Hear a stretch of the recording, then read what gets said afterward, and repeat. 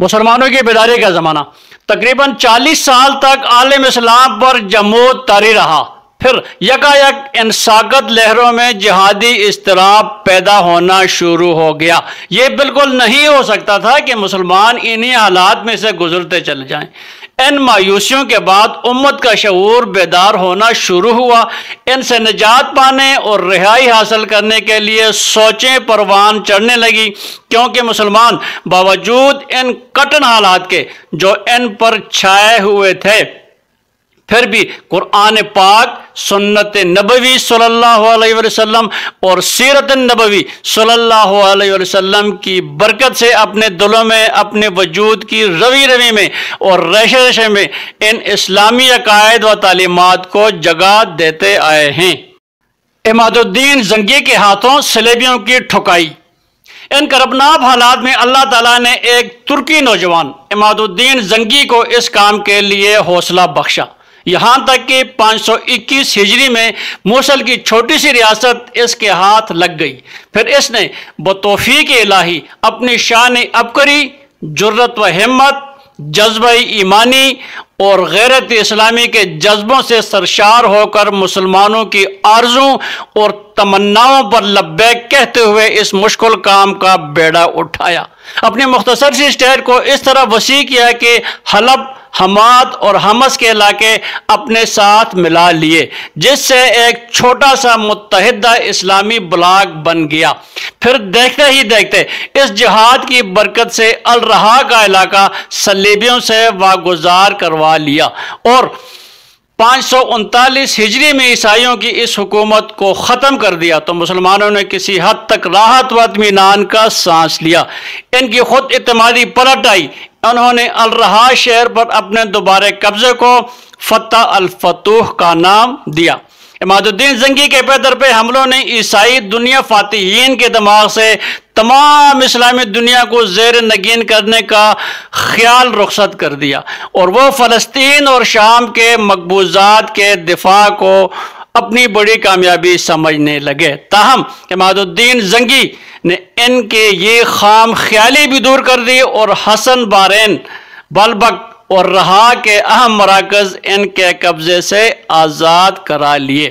پھر وہ اس اسلامی بلاک کی توسیع میں مسلسل کوشاں رہا۔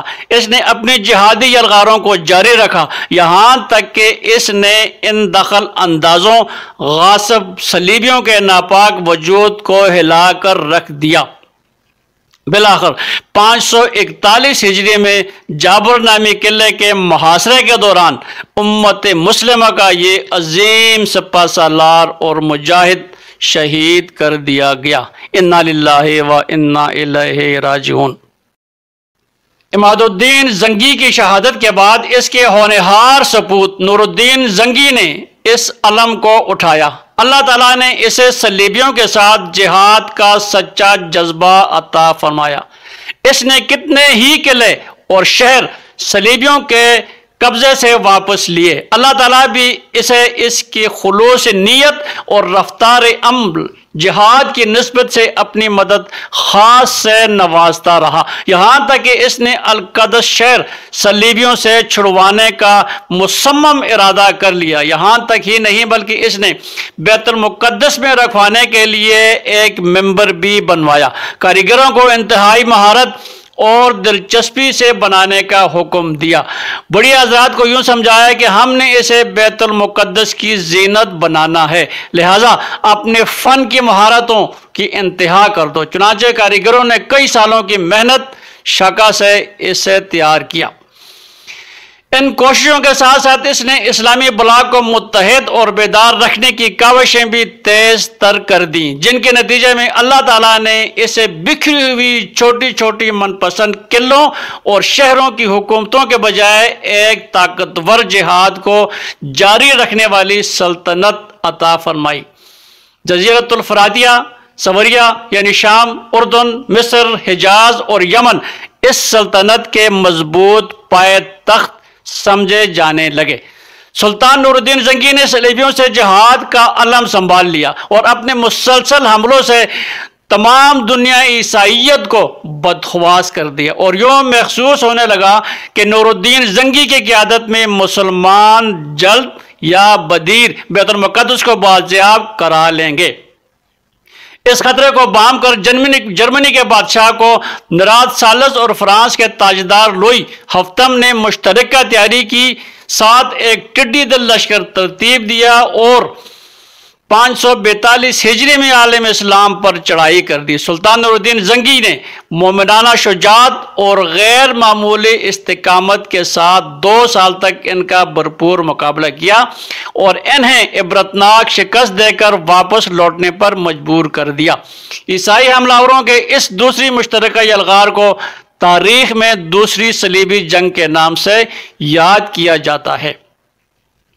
چند سال بعد سلطان نور الدین زنگی نے ایک زبردست مارکے میں 10,000 صلیبی جنگجوؤں کو تہ کر کے ان کے اہم مرکز قلعہ حرم پر قبضہ کر لیا۔ بعد ازاں دنیای عیسائیت کے مقابلے میں مضبوط مورچے تیار کرنے کے لیے انہوں نے دمشق اور مصر کو بھی زیر نگین کر لیا۔ رمیات اور سکندریہ کی بندرگاہوں پر تسلط کے بعد انہوں نے یورپ کے بحری راستے سے شام اور بیت المقدس کے عیسائیوں کی کمک کا راستہ بند کر دیا۔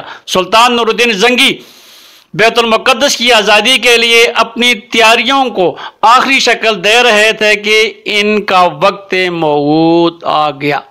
کاش ذات باری تعالیٰ اسے پورے عالم اسلام کو متحد کرنے کے لیے کچھ مہلت اور دے دیتی، وجود اسلامی کے ایک ایک رگ و ریشے میں روح اسلام کو سرایت ہو لینے دیتی، القدس شہر کو فتح ہو لینے دیتی، مسجد اقصی میں اس ممبر کو نصب ہو لینے دیتی۔ افسوس کہ موت نے اسے مہلت نہ دی، اور پھر موت بھی اس حالت میں کہ 569 ہجری میں قلعہ دمشق کے ایک معمولی سے کمرے میں یہ اللہ کا مجاہد وہ عاجز بندہ اللہ رب العزت کی بارگاہ اقدس میں مصروف عبادت تھا۔ ابھی اس نے اپنی عمر کی 60 بہاریں ہی دیکھی تھی۔ انا للہ و انا الیہ راجعون۔